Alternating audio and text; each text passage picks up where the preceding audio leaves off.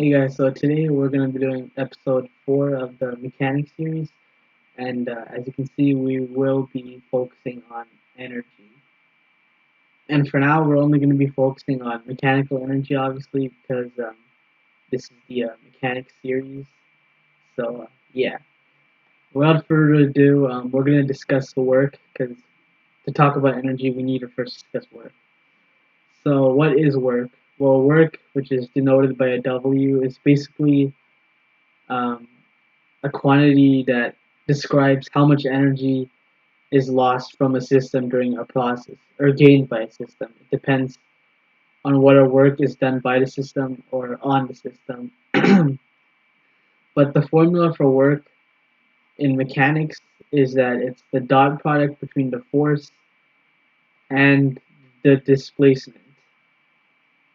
And this is if there's a constant force. If the force is not constant, then the formula for work would be the integral of the dot product between the force and a small portion of the displacement. So yeah, that is the formula for work, and this is in terms of force. Another formula for work, which is kind of equivalent to these, is that work is equal to the change in kinetic energy, and this is known as the work energy theorem. And this one's really only works if you're looking at an object as just an object. Like you don't take into account the atoms or like components of the object. So you look at it as like one point like mass. And I personally don't like this formula because I don't feel that it's always works. Like a better formula in my opinion is that work is equal to the negative of the change in potential energy. Or in other words, the initial potential energy minus the final potential energy. And there's several types of potential energy. There's gravitational, electric potential energy, spring potential energy, and there's a lot more. And basically, potential energy is any energy that is stored. So kinetic energy is just energy from moving, and the formula for that is 1/2 mv squared, where m is the mass, obviously, and v is like the velocity or speed. And for potential energy, for gravitational potential energy, the formula is mgh. Well, this is the simplified formula. There's also another formula that I'll get to later, but that's negative g m over r. And this is the second one, is the more universal one. So yeah, basically work is how much energy is used up in a process. And actually, I shouldn't say used up because that implies that the energy is lost. But how much, okay, so energy is used in a process, but it's converted to a lower form of energy. And I know I'm kind of getting ahead of myself here, and that's technically not mechanics, but rather thermodynamics. But yeah, so that's basically what happens. Every process, energy is transformed to another lower quality form. And in my thermodynamics video, I'll eventually make one where I talk about like energy quality. But for now, these are the formulas you need to know for work. So there's one in terms of force, and there's another in terms of potential or kinetic energy. And in the event that you have a complex system, the best formula to use for work then would just be the change in total energy. But if you're doing something that's not complex, then you can use this. Okay. So yeah, this is work. And we're also going to be talking about conservative and non-conservative forces. And this, I'm not trying to get political, like, these have nothing to do with politics. And you'll actually see why they're called conservative forces. Uh, and no, they're not Republicans or anything like that. So conservative forces are basically forces which do zero work on an object in a round trip. In other words, if you have a conservative force, the quantitative way to put that is that the work is zero. And so basically what this means is This is what's known as a line integral, and in multivariable calculus or vector calculus, this is touched on upon quite a lot. But basically, what this circle means is it just denotes a closed path. So, for instance, if you're taking electricity and magnetism, and you want to find the flux over a closed surface, you would use this circle to denote that it's closed. So what this is basically saying is that the work over a closed path, and in this case C means a curve, so a closed curve, is zero if you're using a conservative force. And some examples of conservative forces are gravitational force and also electric force. So yeah, closed path is zero. So for instance, if you have gravitational force and you were to throw a ball up straight up and then it lands back, so it's basically a closed path, the work done on the ball is zero. And the reason for this is because it's thrown up with an initial kinetic energy, and then eventually there's no kinetic energy, it gets potential energy or gravitational potential energy. And when it returns back, if you assume that there's no air resistance, it should have the same kinetic energy. So the change in kinetic energy is zero. So no work was done on it. So basically, it's called conservative force because it conserves energy in a closed path. And that's one of the definitions. Another way you can tell if force is conservative if it is path independent. And what that means is, so if you have an object, let's just say, okay, so we have 2 points, and we'll call this point A, point B. And object 1 moves in a path like this. And object 2 moves in a path like this. Well, it's so path independent means that conservative forces. How do I say this? Okay, so the work done between two given points is independent of the path. So only the initial point and the final point matters, and that's actually why it's the work done is zero for a closed loop because the initial point and final point are the same. So the total displacement is just zero, and work is force times displacement. So in this case, if there was a conservative force acting on object 1 and the same force with the same magnitude acting on object 2, even though they're going in two different paths, it doesn't matter. The work done on both will be the same because they both have the same starting and ending positions.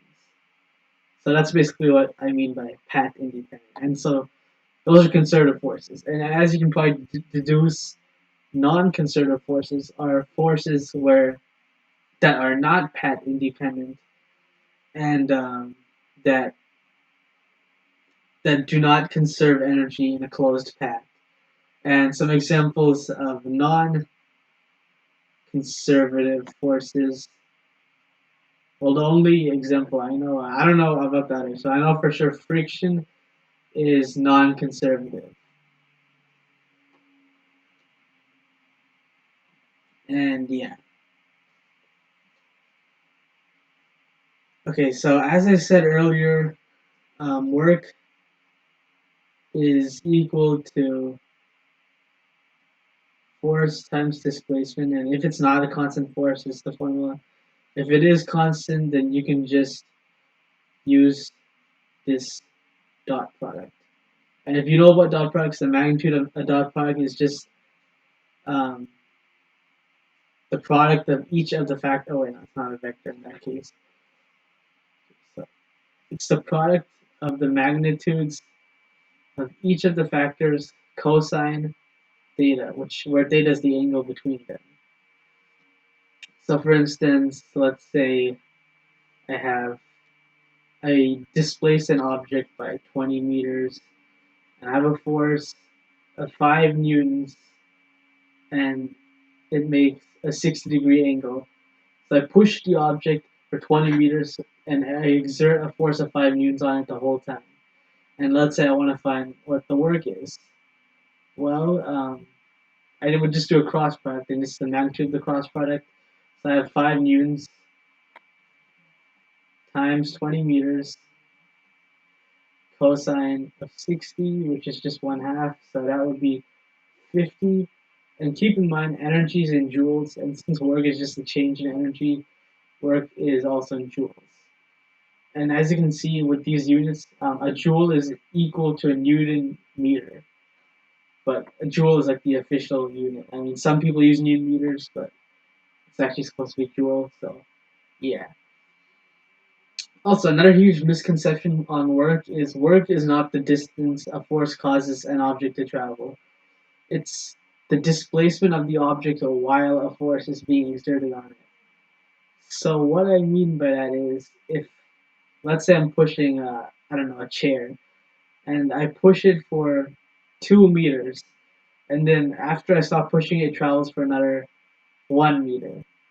And when I push it, I exert a force of, I don't know, let's say 5 newtons on it. Well, then the work that I did on the chair is 10 joules, not 15 joules, because the force I'm exerting on it is only during this 2 meters. So this 1 meter doesn't count, even if the chair was still moving during this 1 meter, because there's still no force acting on it.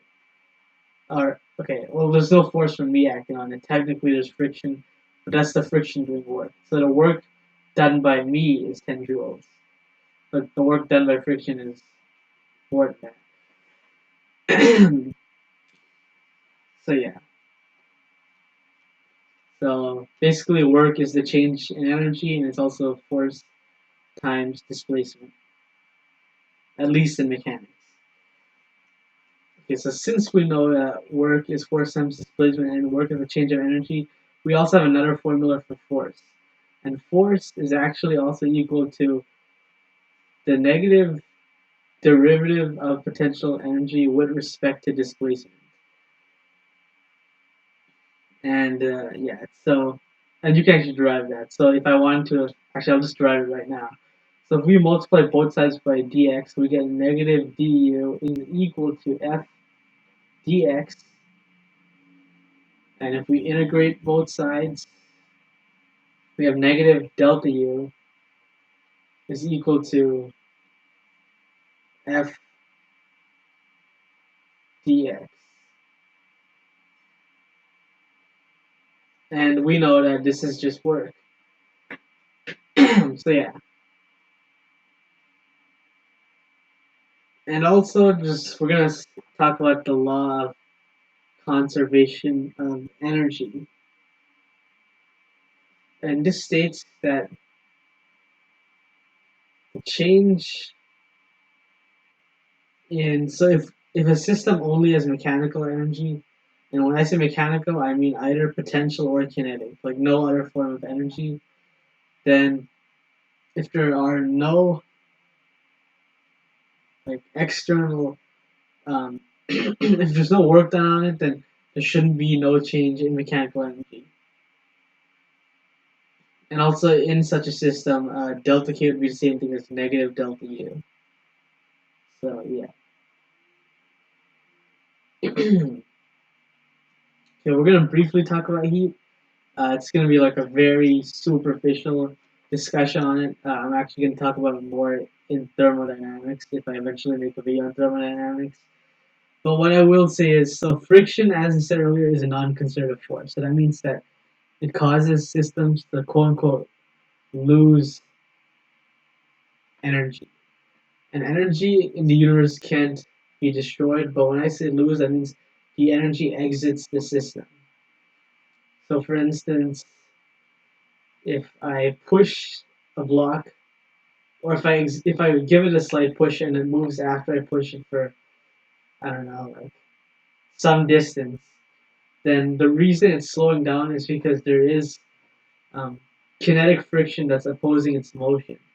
And this kinetic friction is doing work on it, which is causing it to lose the energy. Its kinetic energy is being lost and it's being converted to thermal energy, which is shown in the form of heat. So basically, the surface heats up, and When I say heats up, it basically means that the molecules in the surface or atoms move fast. So you can sort of think of thermal energy as sort of microscopic form of kinetic energy.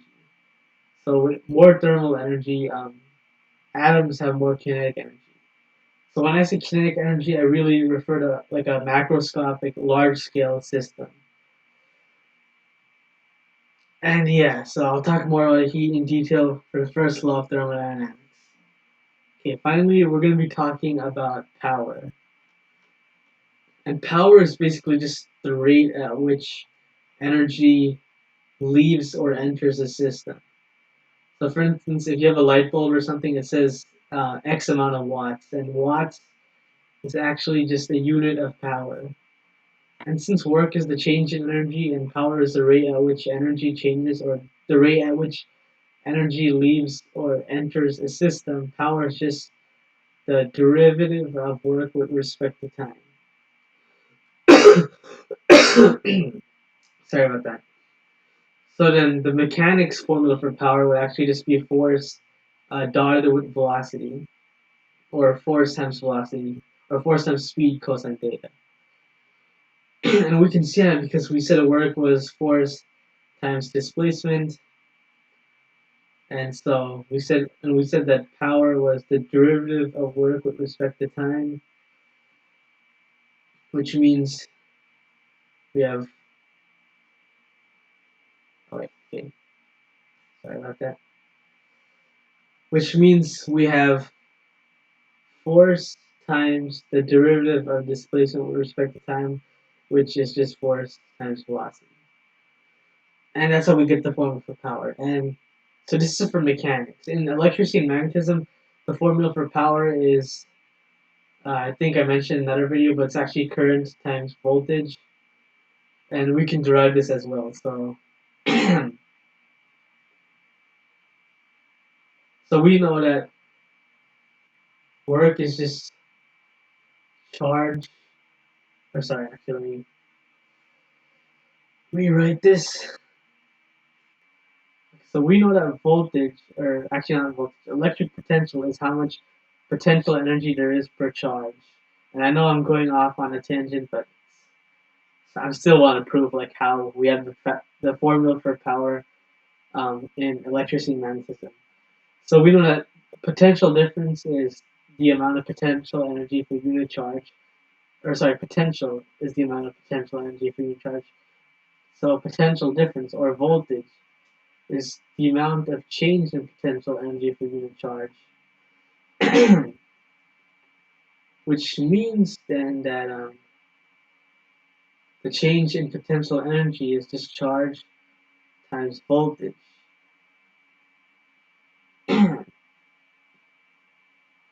Yeah, okay.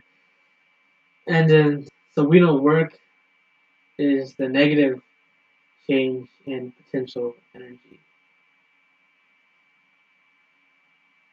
And power is the derivative of work with respect to time. And so we know derivative of charge with respect to time is just current. And we could just get rid of the negative to make the power positive. Because power has to be. And yeah, so that's how you get the formula for power. And yeah, so to recap, power is basically, in mechanics, it's the dot product between force and velocity, and it's the rate at which energy enters or leaves a system.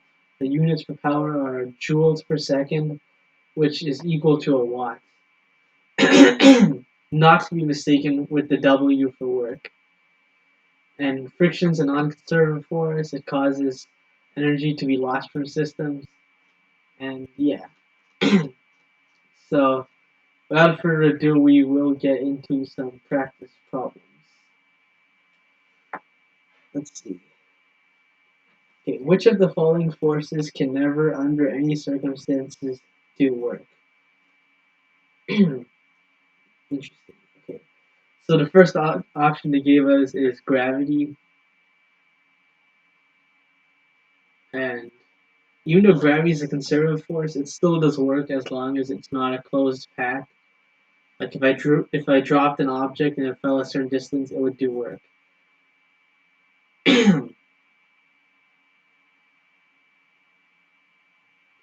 Yeah, so that's gravity. Next is static friction.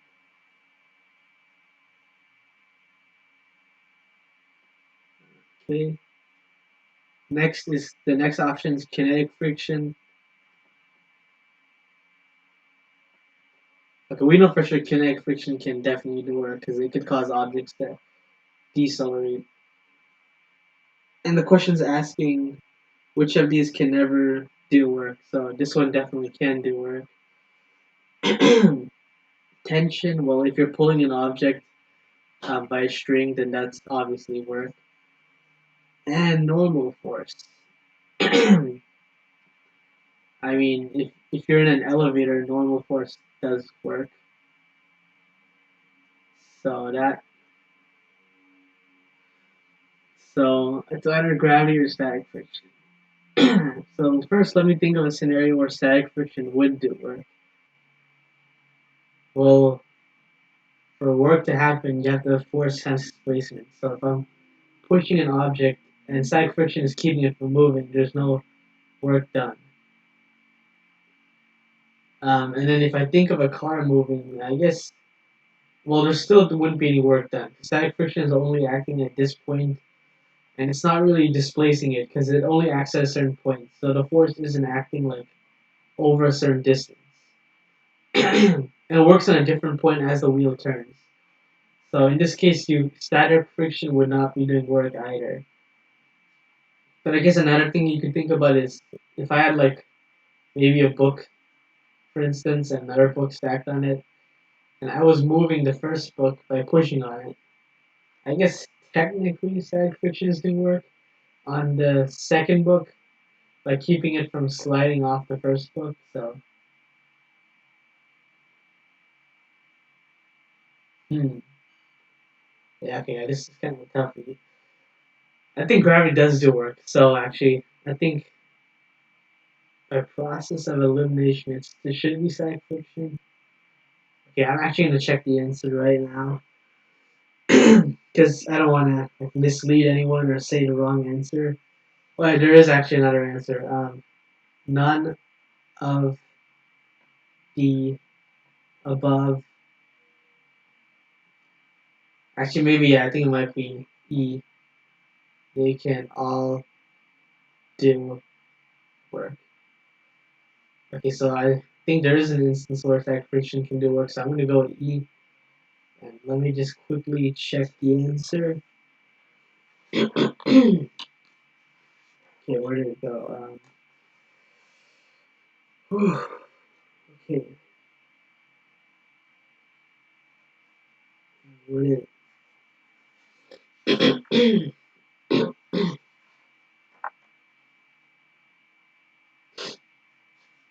Yeah, okay, so static friction.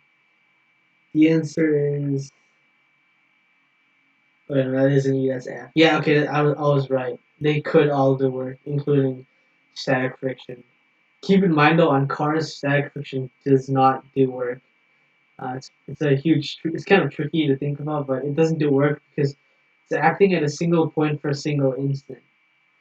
But it's not really displacing it. It's giving it a push, but it's not.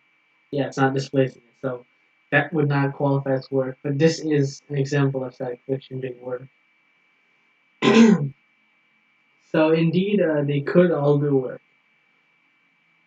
Okay, next question.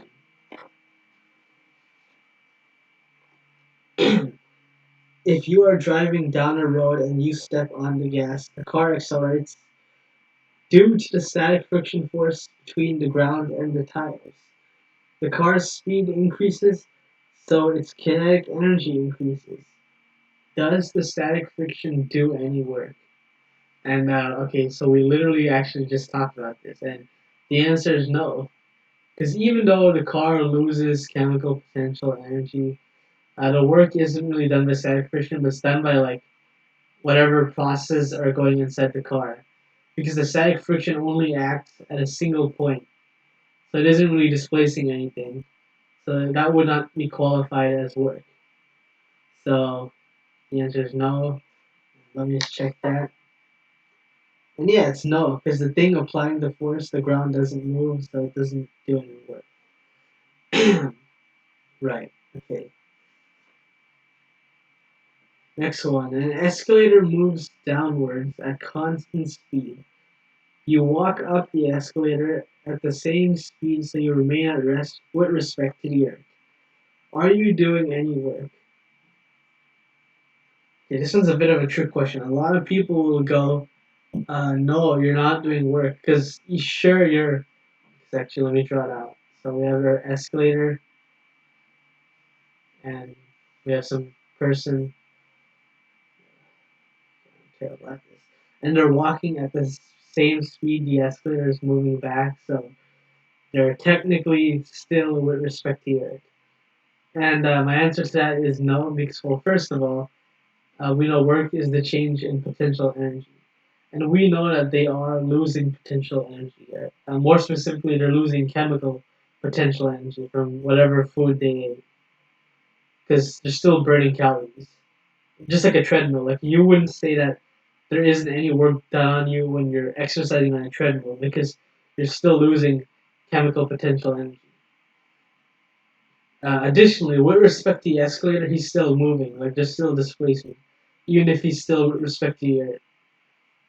And another way you could look at this is, well, we know that power over a long period of time is work over time. So work is just power or power times time. And so he is doing this for a certain amount of time. And yeah, he is losing energy at a certain rate. And he is exerting a certain force. And he is walking with a certain velocity. So yeah, the answer is yes, you are doing work. Wait, okay, I don't know why I put no. That was a moment of cognitive dissonance or whatever. Okay, so it's yes. And yes, it's a bit of a tricky conceptual question. Okay, this one's a fill in the blanks one. Interesting. If you walk up some stairs at constant speed, the network done on your entire body during some specific time interval is blank, and the network done on just your head is blank. Hmm. Okay, so the options are for the first blank it's negative, for the second blank it's 0, the next option is 0 for both blanks, the next option is 0 for the first blank, positive for the second blank, and next option is positive for the first blank, 0 for the second blank, and the last option is positive for both blanks. So let me just repeat the question so that you got it. Um, Fill in the blanks. If you walk up some stairs at a constant speed, the network done on your entire body during some specific time interval is blank, and the network done on just your head is blank. Hmm. Okay, well, we know that work is a negative change to potential energy. So I guess work should be done on the body because you're burning calories. But wait, you're walking upstairs, which means that you're also gaining gravitational potential energy. Okay, so this seems sort of like a bit of a trick problem. Um, okay, actually, let me see if I can make a diagram. Okay, so first, the energy you're using up is chemical potential energy. And actually, I think that will make it more confusing. Okay, how do I do this? Well, you're going at constant speed, so there's no change in kinetic energy, but that's also work, which is making this even more confusing. Hmm.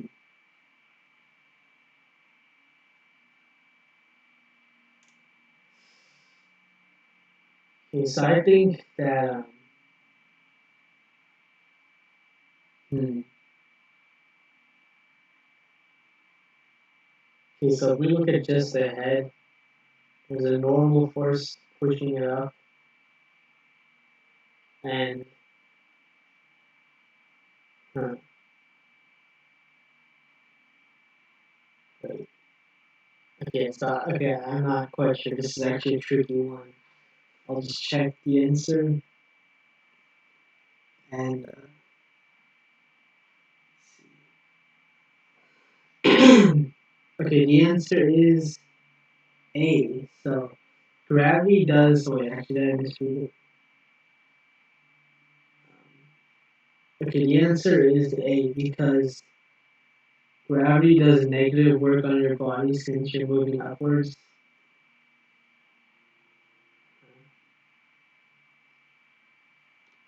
Wait, what? Okay, wait. So we know work is force times displacement. Yeah, I guess it would be negative, but gravity isn't the only force. I mean, there's also normal force. Um, hmm.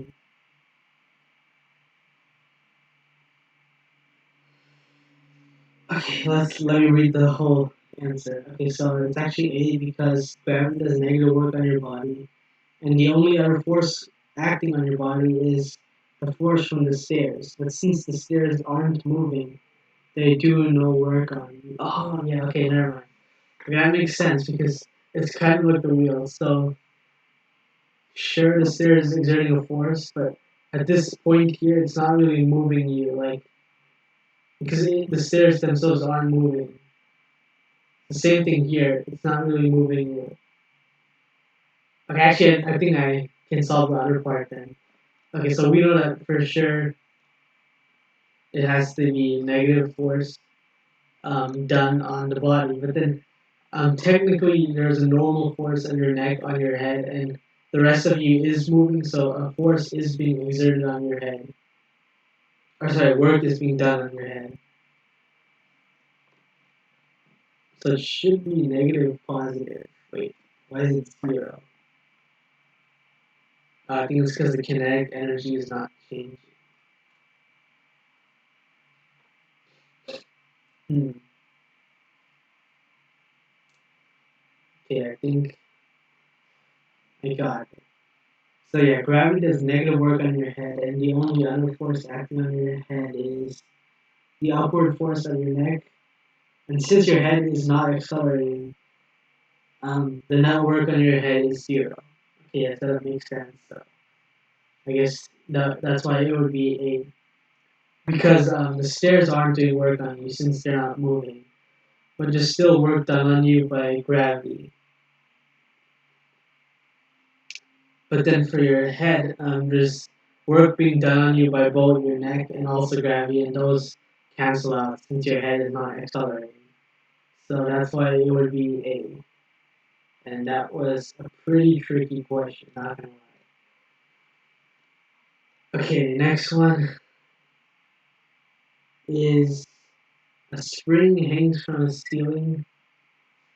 Let's draw that.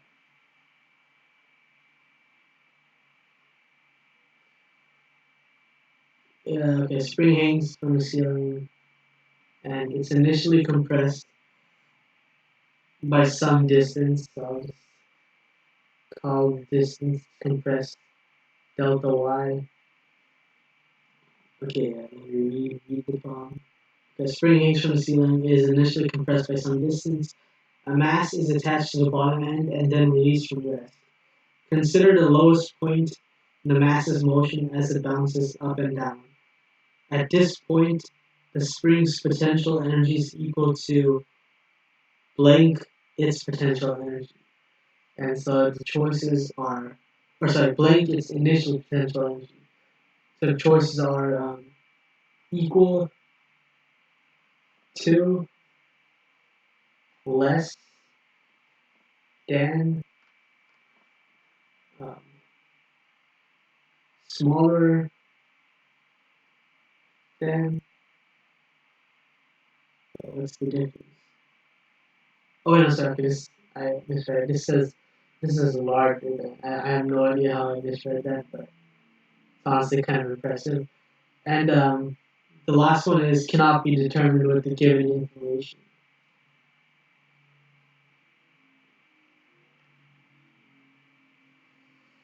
Okay, so let me reread the poem again. A spring hangs from the ceiling. It is initially compressed by some distance. Actually, let me just compress spring. Okay.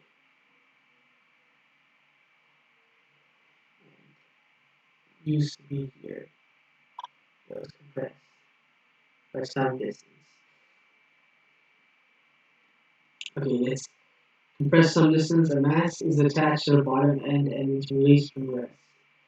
Consider the lowest point in the mass's motion as it bounces up and down. At this point, the spring potential energy is. Okay, so let's draw that. Okay, so initially, when it's compressed and the mass is attached right as it's about to be released from rest, we have some spring potential energy, some gravitational potential energy, and no kinetic energy. And okay,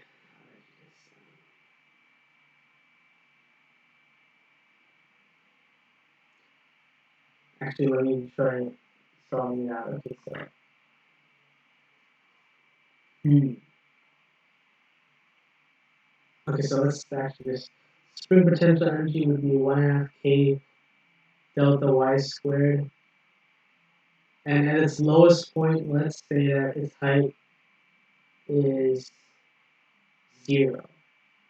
And we're gonna just set that as 0. So then what we can say is that the potential energy at the highest point is just mg delta y. So this is basically the initial energy, and the final energy when it's fully stretched, well, we know there's no gravitational potential energy, but then the spring potential energy would be um,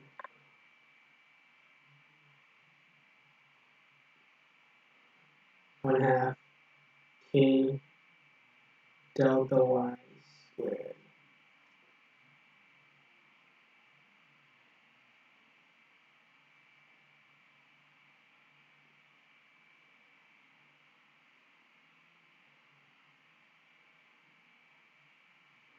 Hmm. Did I mess something up? Or is it even delta y? And I know there shouldn't be kinetic energy because that's the lowest point, so it's right about to change direction. Yeah, okay, I think I should check this one. Okay, so there's no net change in kinetic energy because it starts and ends at 0, so I got that right. And since the gravitational potential energy decreases, the spring potential energy must increase.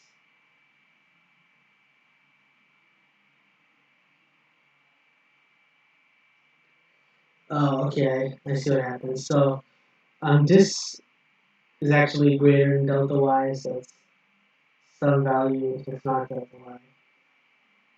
So at the end of the day, energy is conserved because there's no external forces acting here, which means that, yeah, so to compensate for this gravitational potential energy and to conserve energy when it's at its minimum point and it stretches by more than delta y. So the answer is B. Oh, it's asking its spring potential energy related to its initial. Yeah, I did not read that right. Okay, but it's B. Okay.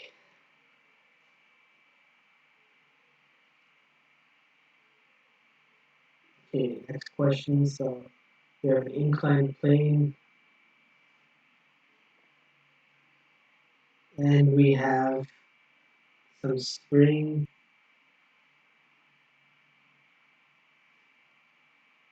Okay, we have some block with mass M, and the spring has spring constant K, and it's initially moving with speed V naught.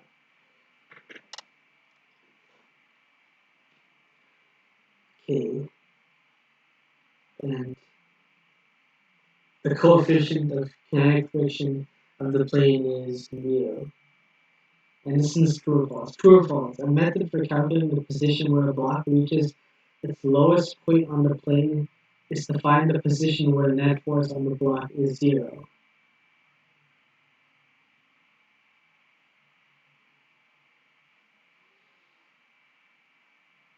That's not true. The reason for that is because if we look at the forces initially as it's, or actually read this. Okay, so it initially has speed v down the plane, but then it actually decelerates because there's a net force that's acting this way, which is the spring force. And so the net force would never really be zero because it's just accelerating this way the whole time. So eventually it'll just go back up. So the answer is false. And yeah, okay. Okay, so I was correct. It's false. Okay. The next question, a block with mass m starts from rest and slides down a plane inclined angle theta. The coefficient of kinetic friction is mu, which expression correctly yields the block speed v after it has traveled the distance down the plane, assuming that it does indeed start sliding down. D is the distance here, so it's a positive quantity. Okay, so we have our inclined plane. Okay, that was actually kind of well drawn. And we have our block of mass m that starts at rest. And we have a coefficient of kinetic friction of mu. And yeah, okay, so initially we have, okay, if we look at it, let's split it up. So the initial energy the block has is potential energy, more specifically gravitational potential. And finally we have, okay, we have kinetic energy, but we also have energy that is lost. So we have heat, which is due to friction, but this isn't, friction does negative work on the block since it opposes the motion on the block. So if we wanted to actually, let's just move this and make it a negative q on this side. Okay, so and it also says that d is the length of the plane.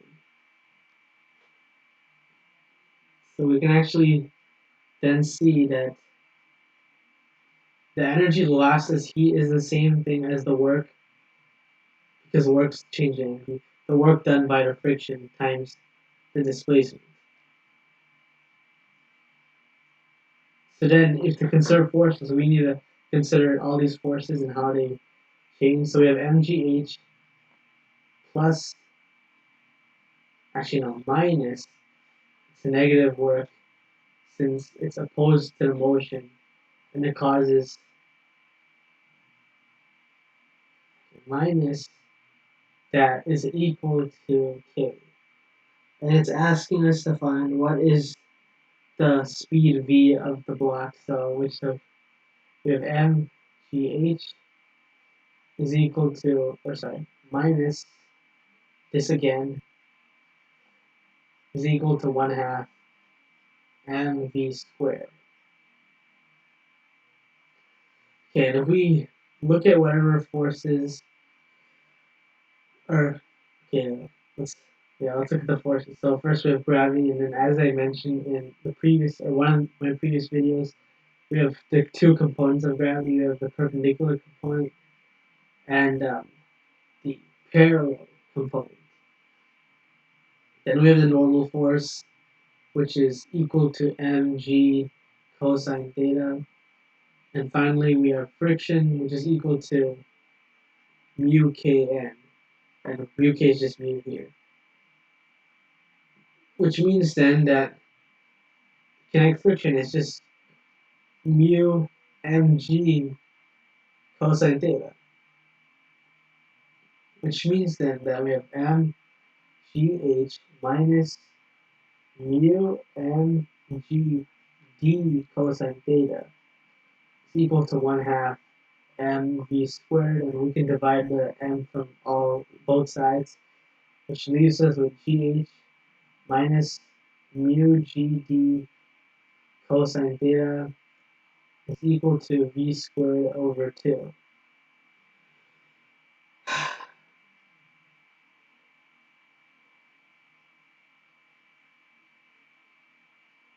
And also, they never gave us the initial quantity of h, but using trigonometry, we know that h, which is just this, h is just d sine theta. So we can then change this to gd sine theta minus mu gd cosine theta is equal to v squared over 2. Okay, and then we can change this to v squared is equal to 2 gd sine theta minus mu cosine theta, and therefore v is just the square root of 2 gd sine theta minus mu cosine theta. And yeah, so that's how we use energy conservation to find the velocity of this block after it's traveled a distance d. And yeah. Okay.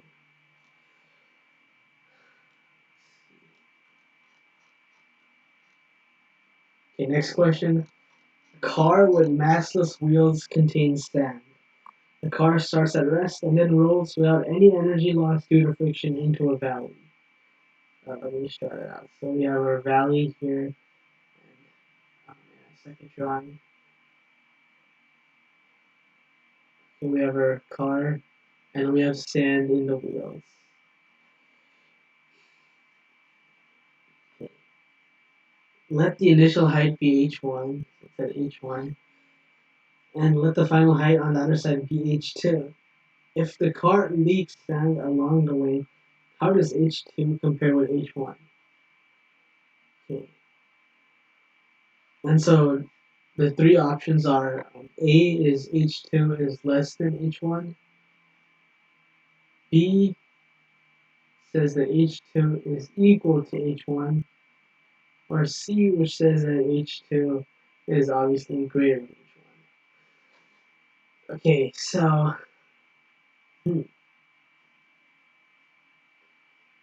let's actually just look at the energy. So initially we have gravitational potential energy, and I'm going to call big M the mass of the car, and little m the mass of the sand. And this is h1. But then this gravitational potential energy becomes mgh2. And there's no little m because, as we said, the sand is lost from the car.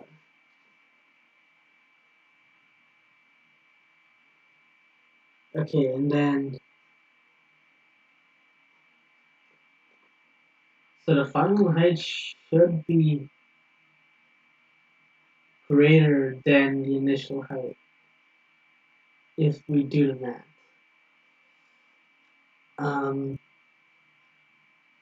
Yeah.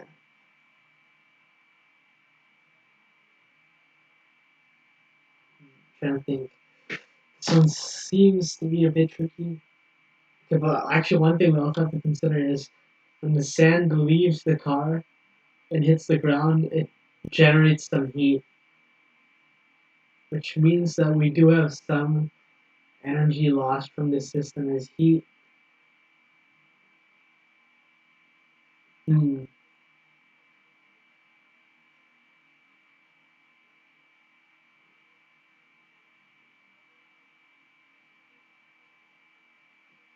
Yeah, this is kind of tricky.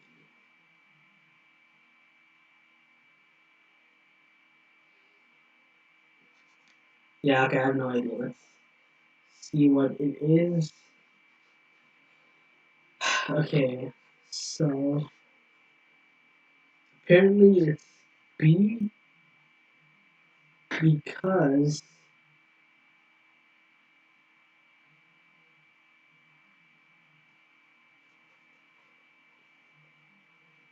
okay, so if the cart didn't leak any sand, then obviously H1 would be the same thing as H2. But it did leak sand, so I'm not sure why it's B.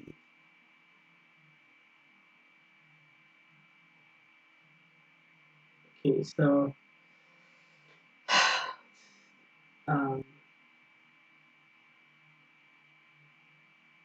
oh, okay. So when the sand falls from the cart, none of it propels the cart or anything. So the cart's speed would still be the same as it would have been if the sand did not leave the cart.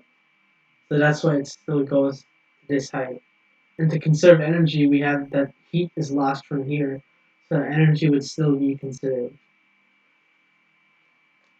And yeah, so that's how I got that one.